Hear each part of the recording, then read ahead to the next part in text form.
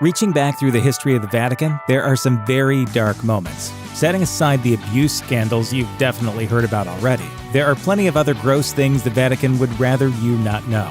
Here are a few dark secrets of the Vatican revealed.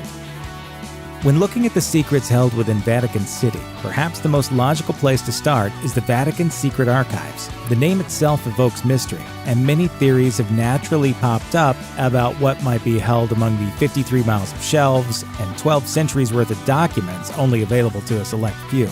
It doesn't take a lot of effort to find people claiming the archives contain evidence of extraterrestrial life, proof Jesus never actually existed, or the true secret name of God, which has been handed down from pope to pope since 463 AD.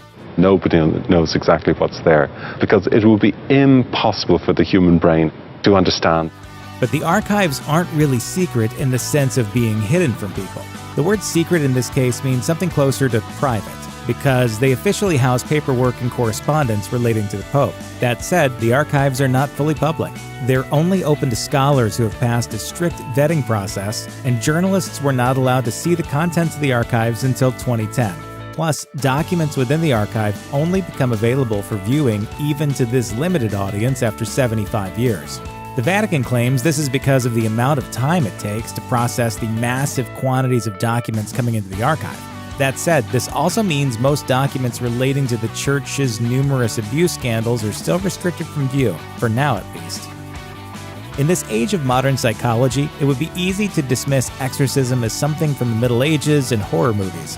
The truth is, though, that the practice is alive and well within the Catholic Church. In fact, Father Gabriel Amorth, the former chief exorcist of the Vatican who died in 2016, claimed to have performed a staggering 130,000 exorcisms in his time. Father Amorth wasn't the last of a dying breed either.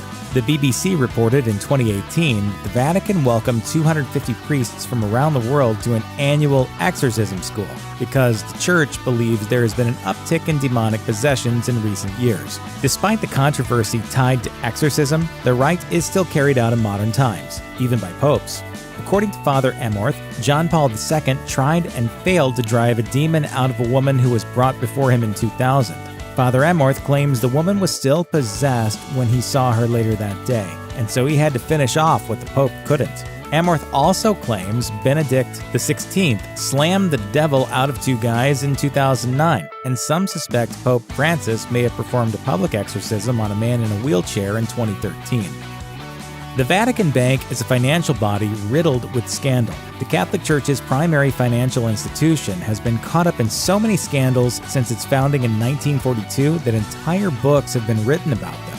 The bank was created during World War II to avoid restrictions placed on financial transactions by the Allies. Since that time, the Vatican Bank has become pretty notorious for its connections to organized crime, who use the Vatican's sovereignty to escape the scrutiny of world banks. In the 1970s, the Vatican allegedly tried to purchase $900 million in counterfeit bonds and securities from a mafia-linked operation.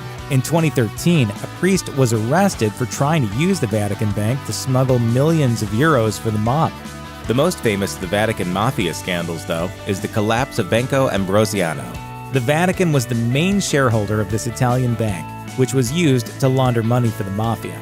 After Ambrosiano's collapse, the chairman was found hanged under a bridge in what was apparently a mob hit set up to look self-inflicted. Perhaps needless to say, efforts to reform the Vatican Bank have been in motion for several years.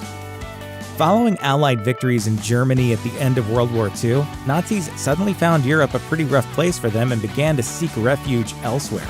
Thousands of high-ranking Nazi officials, many of whom were war criminals, managed to escape across the Atlantic to a number of South American countries, including Brazil, Chile, and Argentina. According to research, some of the travel documents that ended up in Nazi hands were given out by an overwhelmed, sometimes overly sympathetic Red Cross. Many other Nazi fugitives were knowingly assisted by the Vatican. While it's certainly likely that some Nazis were helped by an unwitting Vatican just trying to get Catholic war refugees to safety, the book Nazis on the Run argues the Vatican chose to help Nazis. The Catholic Church had hoped for a revival of European Christianity and had a significant fear of the growing influence of the non-Catholic Soviet Union.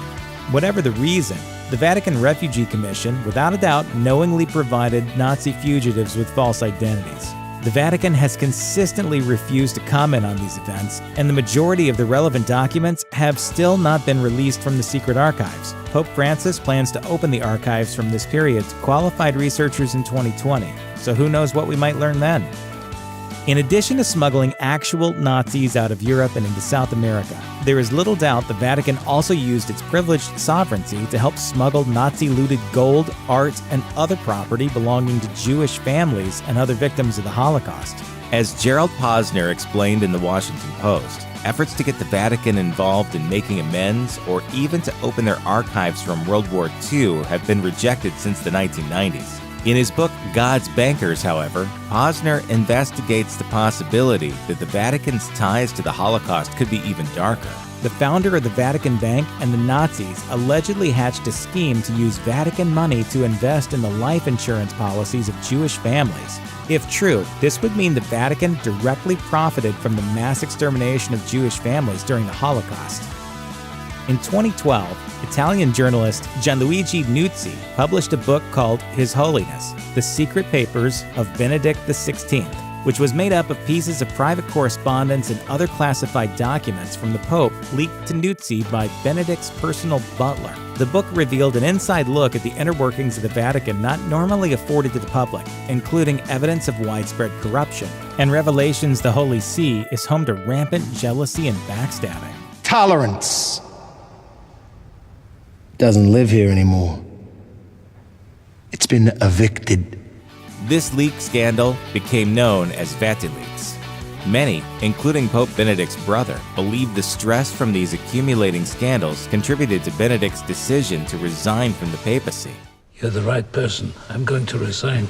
A second round of leaks hit in 2015, again with a book by Nuzzi at the center of it. Whereas the original VATILeaks showed Benedict as overwhelmed and unable to control the cyclone of corruption around him, the second set of documents focus on Pope Francis as a bold reformer trying to clean house within the Vatican bureaucracy. Time will tell if he actually manages to do it. Check out one of our newest videos right here, plus even more grunge videos about history are coming soon. Subscribe to our YouTube channel and hit the bell so you don't miss a single one.